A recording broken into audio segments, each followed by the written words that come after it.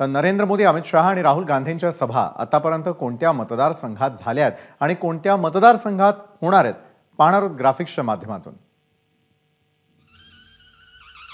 आतापर्यंत एकूण 6 सभा पार पडलेल्यात। यामध्ये चंद्रपूर, वर्धा, रामटेक, परभणी, नांदेड आणि कोल्हापूरचा सहभाग झालाय।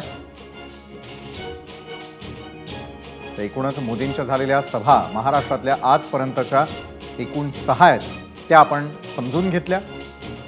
त्यानंतर मोदींच्या सभांचा महाराष्ट्रात धडाका आहे। उद्या आणि परवा एकूण 6 सभा पार पडणार आहे। त्यापैकी महत्त्वपूर्ण सभा आहे पुण्यात 29 एप्रिलला, त्यानंतर सोलापूरमध्ये 29 एप्रिल, पाठोपाठ कराडमध्ये 29 एप्रिल म्हणजे एकाच दिवसात होणाऱ्या या 3 महत्त्वपूर्ण सभा। त्यानंतर लातूरकडे ते वळतील 30 एप्रिलला। 30 एप्रिललाच माळशिरस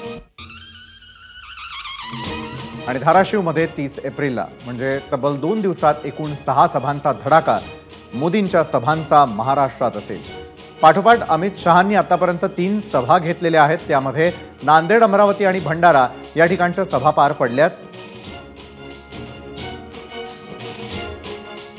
तर राहुल गांधींनी आतापर्यंत 3 सभा घेतलेल्या आहेत। यामध्ये सोलापूर, अमरावती आणि भंडारा यांचा समावेश आहे।